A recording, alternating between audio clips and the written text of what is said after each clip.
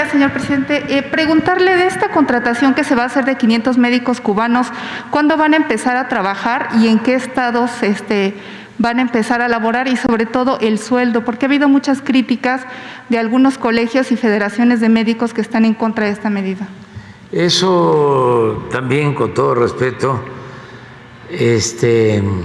ayuda mucho a entender el pensamiento conservador. Yo ofrezco disculpa por la manera en que respondo, pero si lo hago con mucha sutileza, no se entiende. Y tenemos que ser muy claros, porque una de las cosas que ha caracterizado al régimen de corrupción ha sido la simulación. Y como que ya es tiempo de definiciones, de hablar con claridad. ¿Cómo le llamaban a las privatizaciones? Les llamaban desincorporaciones, los eufemismos, a no llamar a las cosas por su nombre. Entonces, el caso de estos médicos, que respeto mucho, es parte de ese pensamiento conservador. Llegó a expresarse en extremo de que estaba mal que se quitaran los exámenes de admisión.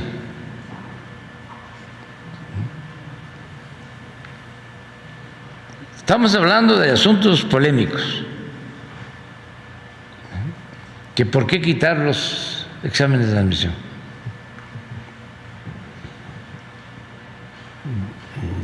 Dos, ¿por qué abrirle a todos la posibilidad de la especialización? ¿Por qué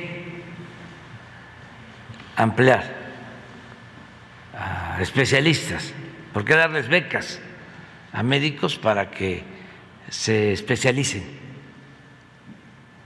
Y ahora, tres, ¿por qué traer médicos de Cuba? Contestamos, o sea, porque no tenemos médicos, porque el sistema de corrupción que defendieron esos médicos que firman esos documentos dejó de invertir en la educación pública y quería privatizar la educación, y por eso inventaron lo de los exámenes de admisión.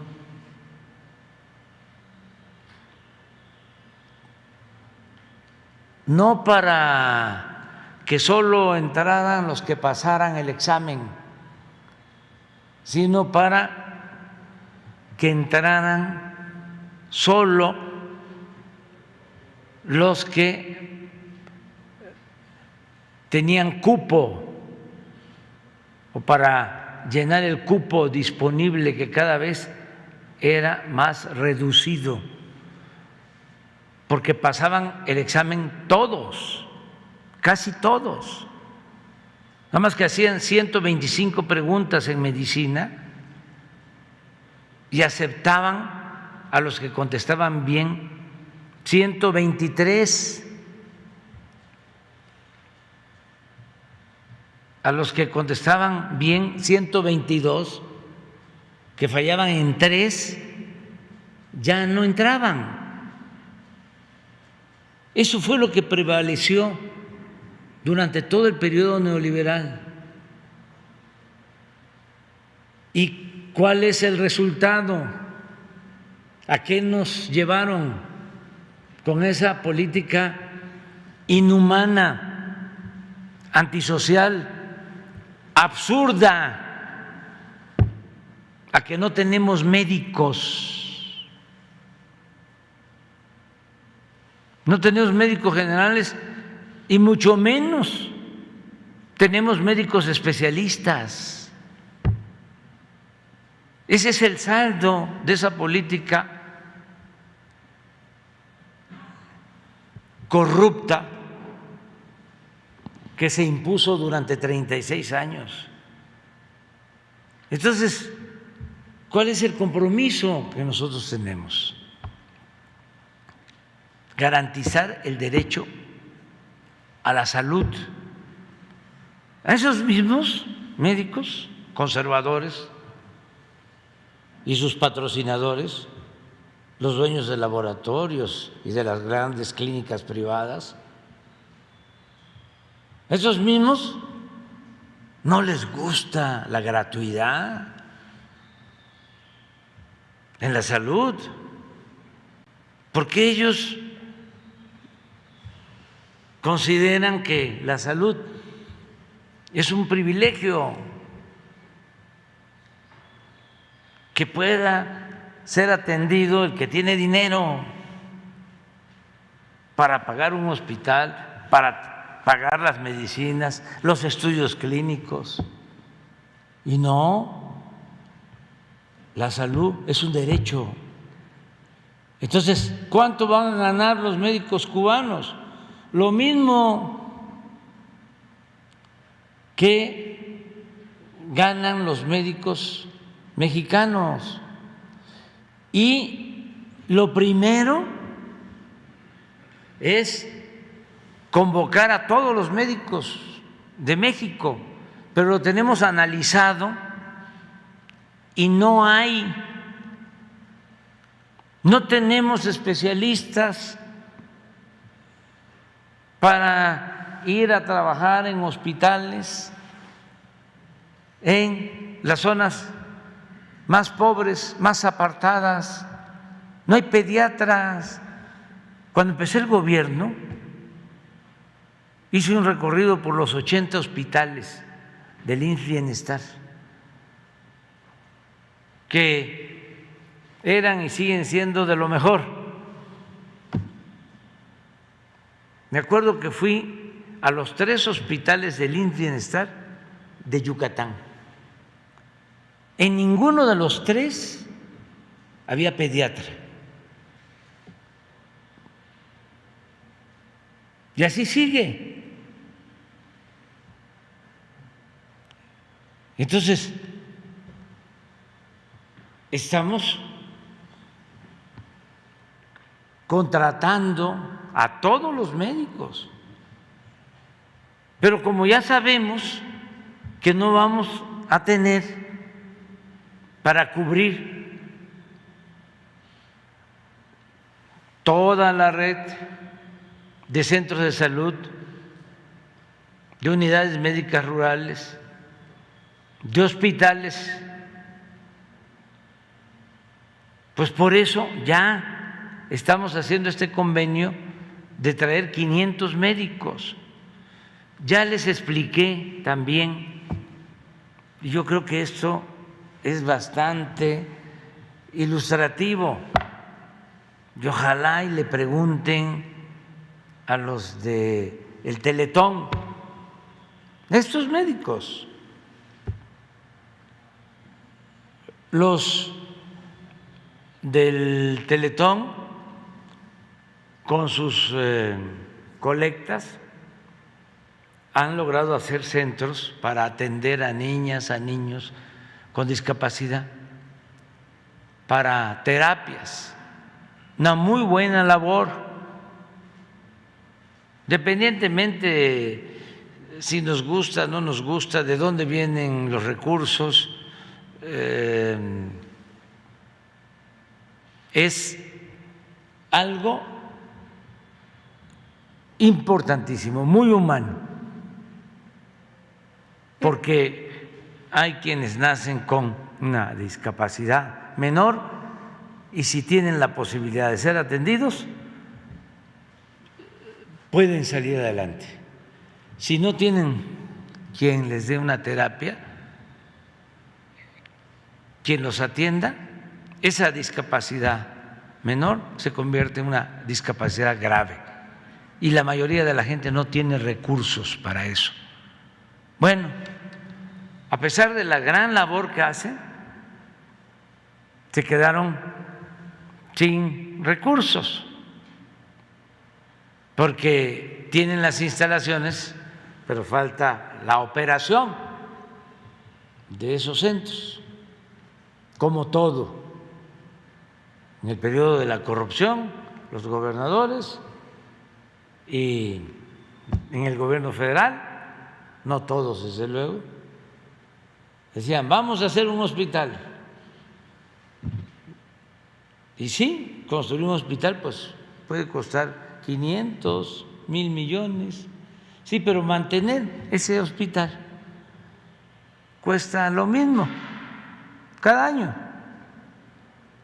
500, 1,000 millones. Entonces, eso no lo contemplaban.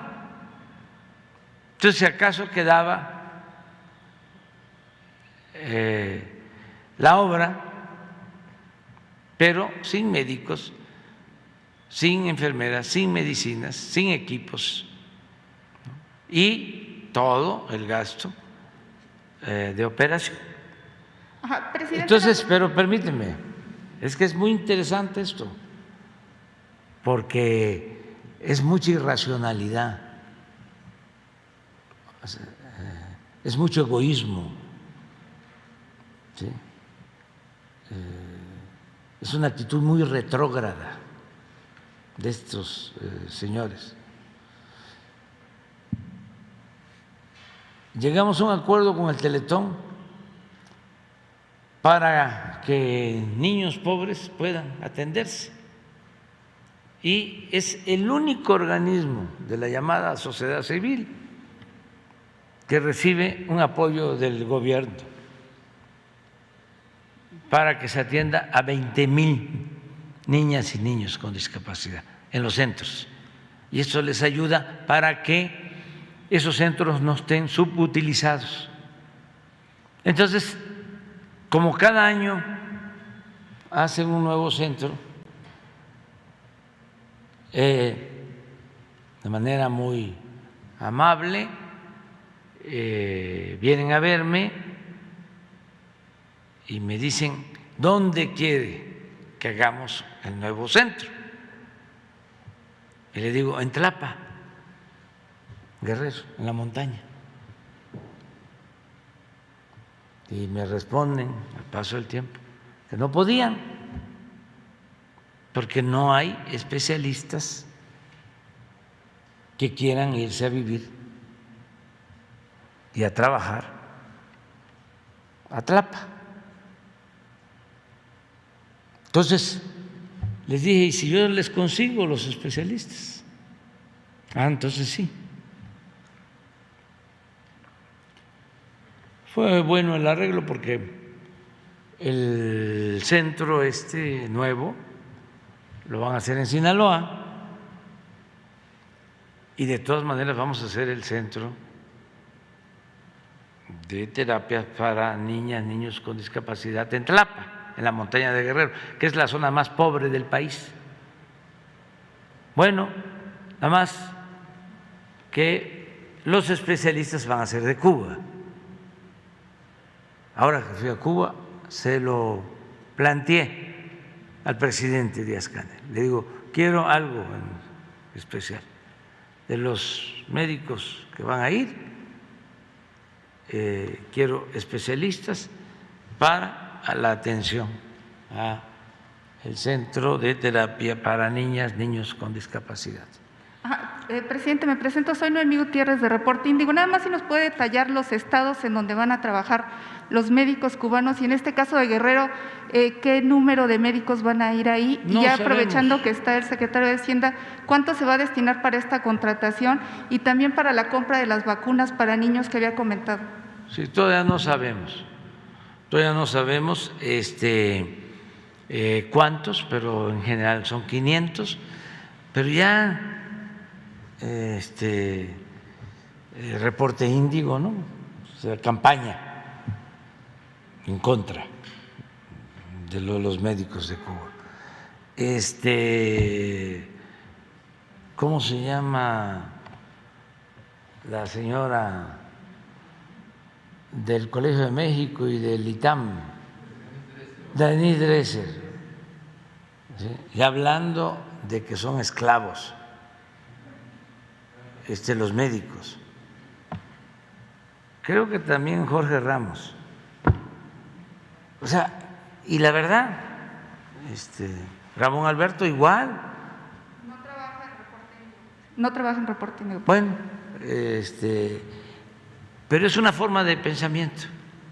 Siempre les digo que no es 1, 2, 3, son millones los que tienen esa manera de pensar, que yo respeto mucho, pero no la comparto.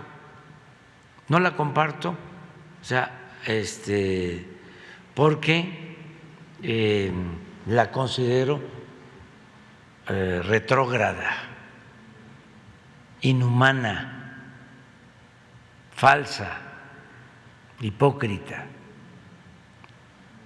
Presidente, no sé si nos puede precisar la fecha en que van a comenzar a trabajar los médicos cubanos en México. Todavía no tenemos la información, pero se la hacemos llegar. Es que todavía no han llegado. Y también preguntarle sobre el caso de Cuba. Cuando fue a la gira a Centroamérica, en El Salvador, Guatemala, Honduras y Belice, se hicieron públicos todos los acuerdos que tuvo con esos países, con Sembrando Vida. Sin embargo, en el caso de Cuba no se ha dado a conocer cuál es el acuerdo en materia de salud, sobre todo en el caso de las vacunas. ¿Cuándo será público? Pues ahora, sí, hoy te entregamos. Se informó, pero te lo entregamos hoy.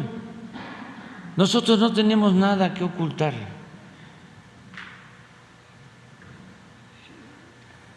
El que nada debe, nada teme. ¿Y sabes por qué resistimos a la mafia del poder y a sus voceros?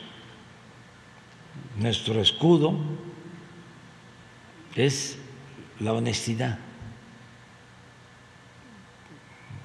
Eso es lo que nos protege. Entonces tenemos autoridad moral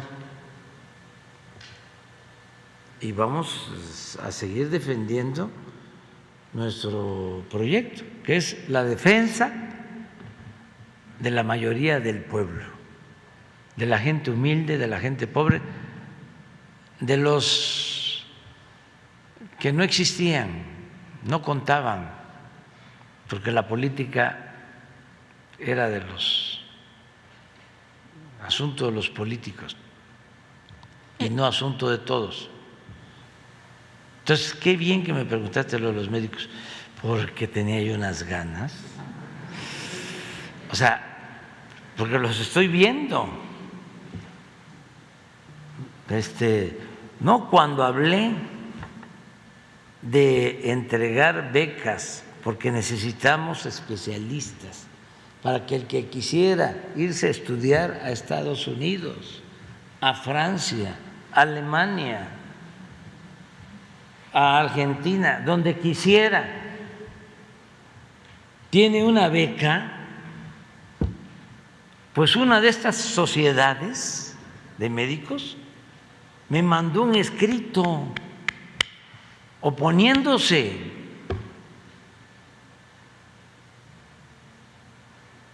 Claro, no puedo generalizar, más cuando los médicos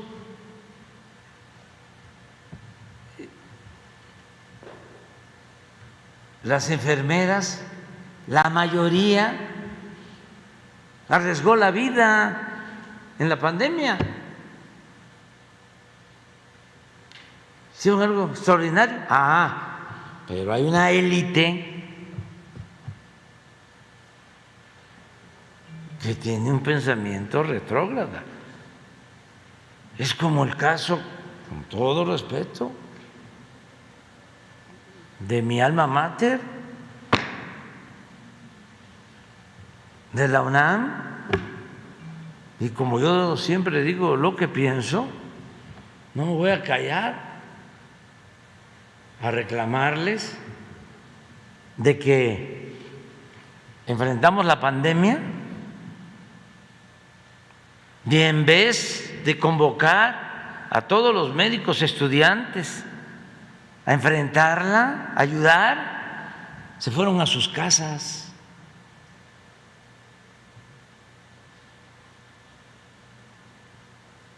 Eso no deben hacer las universidades, ni públicas ni privadas, pero mucho menos las públicas y mucho menos la UNAM. Pero entiendo, Porfirio Díaz tardó 34 años y costó, bueno, el golpe de estado de Huerta, tenía el control de toda la intelectualidad, el control de todos los medios de información, costó el asesinato del apóstol de la democracia. Bueno, 1 millón de mexicanos que perdieron la vida, pero se transformó el país y ahora se está transformando y vamos a seguir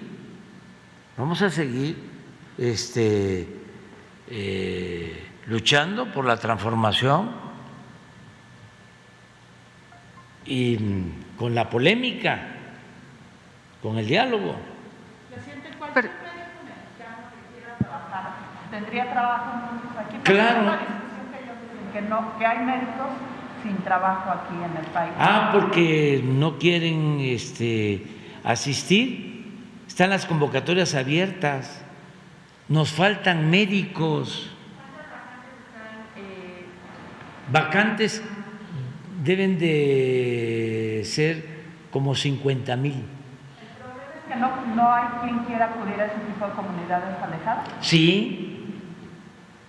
Ese es uno, también por la formación que recibieron. O sea, el neoliberalismo nos hizo muchísimo daño, porque puso por delante lo material, el individualismo. Antes, cuando menos se decía que había en el servidor público emoción social. Todo se acabó. No hay mística, no hay principios.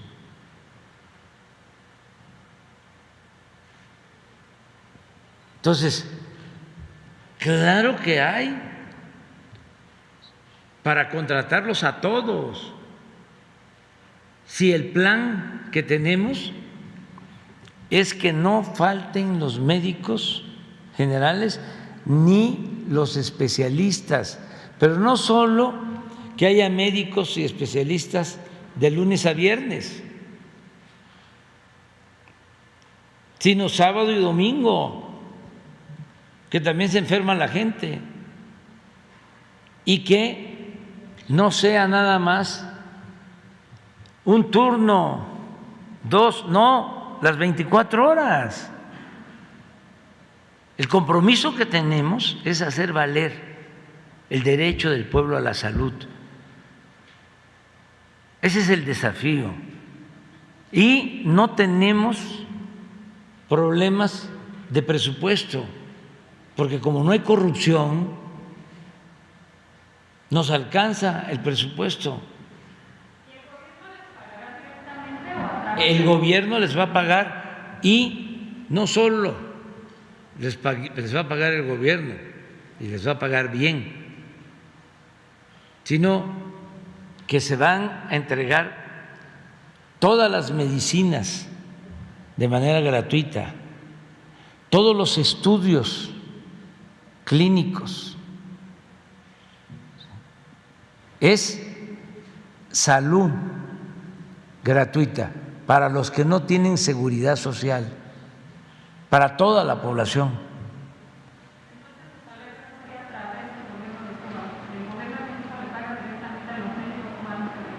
Eso es otro asunto, ese es un contrato, porque también los que están en contra del gobierno de Cuba, lo que dicen es que se hace un contrato, se le paga al gobierno de Cuba y el gobierno de Cuba le hace un descuento a los médicos. Nosotros no tenemos por qué meternos en eso. Nosotros agradecemos al gobierno de Cuba y le agradecemos a los médicos de Cuba, que son bienvenidos porque vienen a ayudarnos. ¿Cuántos especialistas ha formado la 4T, señor presidente? ¿Y podrían mañana los especialistas de la salud presentar un reporte? Mañana podríamos hablar de eso. ¿Cómo ha funcionado este plan de becas? Sí. Y toda la información sobre esto, porque ya, como ya abusan, o sea, están completamente en campaña de desinformación. No sabía yo que Ramón Alberto ya no estaba en No, ya tiene tiempo que el no está reporte ahí. Índigo. Presidente, y aprovechando una segunda pregunta, nada más si nos puede precisar si ya empezaron los diálogos con las empresas que tienen contrato de autoabasto y cuántas